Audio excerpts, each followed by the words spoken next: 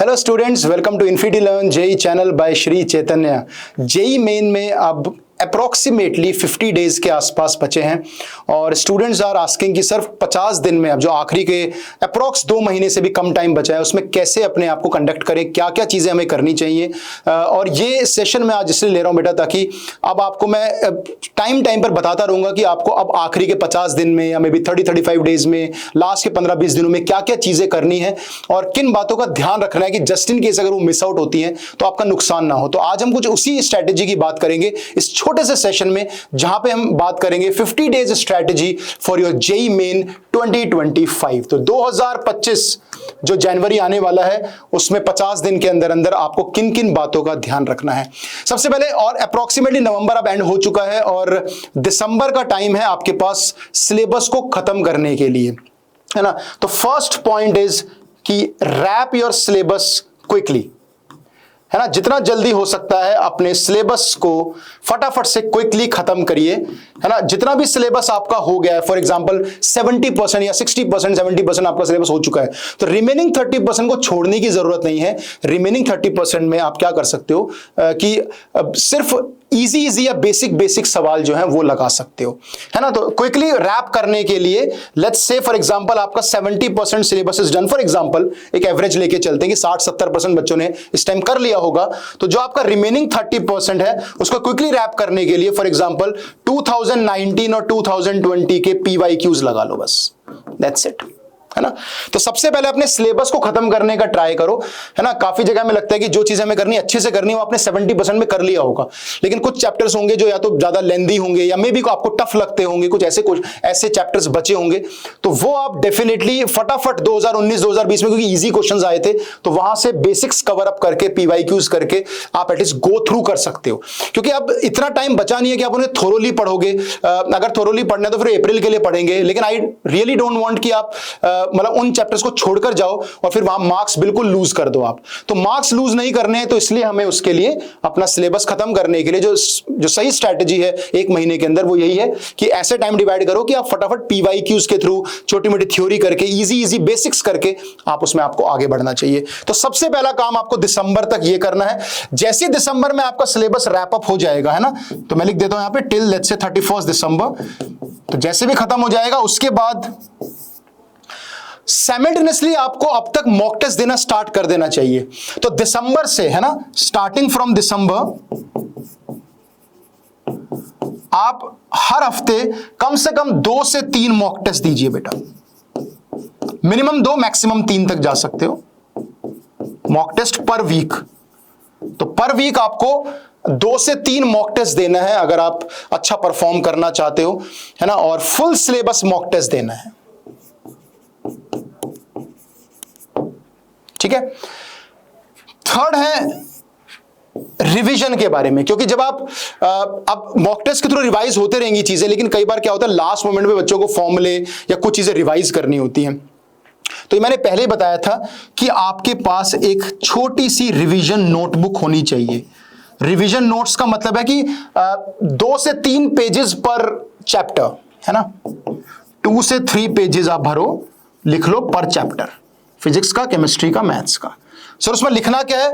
कुछ भी लिख सकते हो उसमें। कोई शॉर्ट नोट्स हैं छोटे छोटे, है ना, कोई फॉर्मूलेज हैं, या आपके पास कोई शॉर्टकट्स हैं, ट्रिक्स हैं, कोई इंपॉर्टेंट सवाल है जो आप भूल जाते हो, तो ये जरूर करना। क्योंकि लास्ट मोमेंट में जब जनवरी में आप मॉक टेस्ट दे रहे होंगे या आपको जेईई मेन जब आने वाला होगा, तो आपको पूरी मोटी रजिस्टर पढ़ने की जरूरत नहीं पड़ेगी, आप कहीं ना कहीं से रिवीजन करना चाहोगे।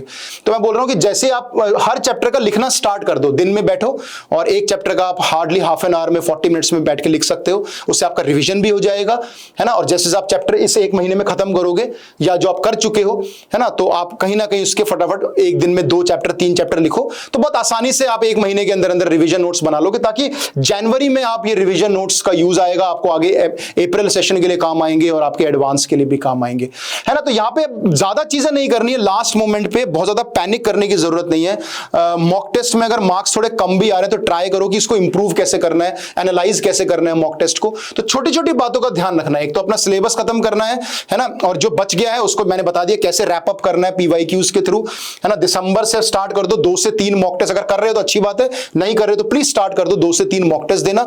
मॉक टेस्ट का मतलब है कि आपको या तो टेस्ट सीरीज ज्वाइन करनी है, जैसे आप इन्फिनिटी लर्न श्री चैतन्य की टेस्ट सीरीज ज्वाइन कर सकते हो, या और मल्टीपल इंस्टीट्यूट्स की ज्वाइन कर सकते हो, है ना। एनटीए की अभ्यास जो आपकी ऐप है वहां पे आपको मॉक मिल जाएंगे, है ना। आपके पास कुछ कोई पीवाईक्यूज भी आप मॉक टेस्ट की तरह यूज कर सकते हो। तो ये मॉक टेस्ट अगर बच्चा पूछता है सर कहां से देना है, तो these are the options. Revision notes बहुत इंपॉर्टेंट है, और सबसे इंपॉर्टेंट है अपने मॉक टेस्ट को एनालाइज करना। एनालाइज द मॉक टेस्ट, और एनालाइज में बहुत सारी चीजें आ जाती हैं बेटा। एनालाइज का मतलब है सबसे पहले आप ये देखो कि आपने टाइम डिवाइड कितना किया between the subjects, time division कितना है ना सब्जेक्ट्स के अंदर, वो आप फॉलो कर पा रहे हो कि नहीं कर पा रहे हो। आपका जो टारगेट है वो डिसाइड होना चाहिए कि कितने सवाल करने हैं। फॉर एग्जांपल मैथ्स में आपने 70 मिनट दिए हैं या 75 मिनट्स दिए हैं, केमिस्ट्री में आपने लेट्स से 45 मिनट्स दिए हैं, ये maths plus chemistry plus physics में 60 मिनट्स दिए हैं। तो जनरली ये टारगेट आपका रहना चाहिए। 75 मिनट्स के अंदर आपका मिनिमम टारगेट 15 सवाल होना चाहिए मैथ्स के अंदर, और इनके अंदर भी कम से कम आपकी जो क्वेश्चंस हैं वो 15 क्वेश्चंस का मिनिमम टारगेट रखो। 15 थोड़ा बहुत ऊपर नीचे हो सकता है, यानी आप 180 प्लस मार्क्स आराम से ला सकते हो, वेरी क्लोज टू 99 परसेंटाइल, ठीक है ना। तो 15 सवाल के अप्रोक्सीमेटली टारगेट रखो। ये 15 की जगह अगर 13 या 12 के आसपास होता है तो फिर यहां 16 कर लो। तो वो क्योंकि फिजिक्स केमिस्ट्री के जनरली पेपर थोड़ा इजी आते हैं, तो वो एनालाइज करोगे तो पता चलेगा, अच्छा मैंने टाइम गलत चूज कर लिया, मेरे को इतनी मिनट्स नहीं देनी थी, मैंने 75 की जगह बच्चे 90 यूज कर लेते हैं, तो फिजिक्स का पेपर छूट जाता है ना। कोई अगर आप देखो कि टारगेट आपने कितना रखा है, उससे आप कितना शॉर्ट पढ़ रहे हो, तो उसमें मेहनत करो, है ना। एक्यूरेसी अगर खराब हो रही है, कहीं ना कहीं आप गलतियां कर रहे हो, देखो किस तरह की गलतियां कर रहे हो। एनालाइज का मतलब अपनी मिस्टेक्स को पहचानो कि अच्छा ये गलतियां मुझसे हो रही है, मेरे को चैप्टर नहीं आता या मेरे को फॉर्मुलेज नहीं आते, मैं रिवाइज करूंगा, या ये कॉन्सेप्ट मुझे नहीं आता तो अब मैं ध्यान रखूंगा क्या रखूंगी। तो ये सारी चीजें अपने को मॉक टेस्ट में एनालाइज करनी होती है बहुत सीरियसली, कि यार मैथ्स में मैंने इतना टाइम दिया, मेरा 15 क्वेश्चन का टारगेट था, मैंने 12 करे, ठीक है, उसमें 2 गलत हो गए तो मेरे 38 मार्क्स ही बने, कम बने, यानी कहीं ना कहीं 12-13 करने तो सारे सही करने, आराम से करना है, कैलकुलेशन का ध्यान रखना है।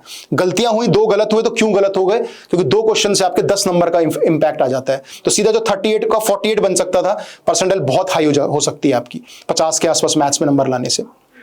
तो ये सारी गलतियां अपने को देखनी है कि क्या गड़बड़ आप कर रहे हो। तो ये 3-4 बातों का मुझे लगता है बहुत बेसिक सी बातें अगर ध्यान रखोगे तो मुझे लगता है काफी अच्छा इंप्रूवमेंट आप शो करोगे बेटा। एंड आई होप कि आप लोगों को ये चीज बहुत अच्छे से क्लियर हो गई है कि क्या करना है। और ऐसे सेशंस और हर 5-10 दिन बाद 15 दिन बाद मैं आपके साथ ऐसी बातें करता रहूंगा। 50 डेज स्ट्रेटेजी के बाद नेक्स्ट 40 डेज या 30 डेज स्ट्रेटेजीज डिस्कस करेंगे कि भाई आपने इतना कर लिया, अब आगे और कितना अपने आप को एग्रेसिवली अप्रोच करना है और जेईई मेन जनवरी टारगेट करना है, क्योंकि वो इंपॉर्टेंट जेईई मेन है। अप्रैल की तरफ देखोगे तो फिर अप्रैल में ज्यादा प्रेशर होगा, अभी क्या प्रेशर नहीं होगा क्योंकि एक अटेम्प्ट और है आपके पास। और अगर ये अच्छा चला गया तो एडवांस के लिए सोचो कितना फायदा होगा, एडवांस में कितना टाइम मिलेगा आपको। आईआईटी में भी जाने में कोई बहुत 35% मार्क्स है, यहाँ तो फिर भी बहुत कंपटीशन है, एडवांस में कंपटीशन है बट स्टिल वहां पे 30-35% के आसपास लेकर आओगे तो जेईई आईआईटी में एक सीट मिलने के चांस है। यहाँ पे बहुत ज्यादा मारामारी है, बहुत सारे बच्चे हैं, 14 लाख 13 लाख के आसपास बच्चे हैं। तो कहीं ना कहीं ध्यान रखो कि जनवरी अच्छा करोगे तो आगे अप्रैल नहीं बल्कि एडवांस के लिए भी और आईआईटी में जाने के चांसेस भी काफी अच्छे बढ़ेंगे आपके। तो please utilise these 1.5 months approximately, जितना भी टाइम आपके पास 45, 50 से 55 दिन के आसपास बचा हुआ है, तो उसको यूटिलाइज करो, अच्छे से पढ़ो, टारगेट सेट करो। ये मत देखो कितने आवर्स हमें पढ़ना है, और इन जो छोटे छोटे पॉइंट्स पे मैंने जो बात करी है उसका ध्यान रखो, ठीक है। So thank you so much students, I will see you again. इसी तरह के सेशंस में मैं आप लोगों को मिलता रहूंगा, मोटिवेट करता रहूंगा। आप इस सेशन को अपने दोस्तों में शेयर जरूर कर सकते हैं, and do subscribe to our infinity learn JEE channel. Thank you so much बच्चों।